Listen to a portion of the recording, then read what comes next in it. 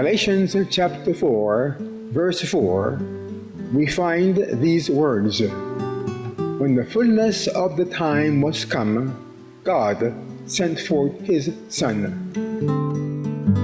The theme of chapter 3 of the Desire of Ages is the fullness of time. And from this chapter comes our question for today. What happened in Bethlehem when the great clock of time pointed to the right hour?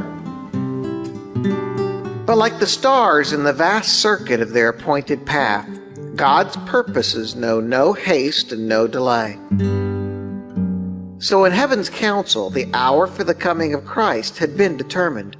When the great clock of time pointed to that hour, Jesus was born in Bethlehem. When the fullness of time was come, God sent forth his Son.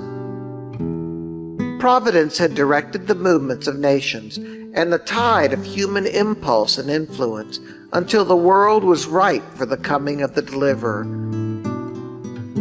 The nations were united under one government. One language was widely spoken and was everywhere recognized as the language of literature. From all the lands, the Jews of the dispersion gathered to Jerusalem to the annual feasts.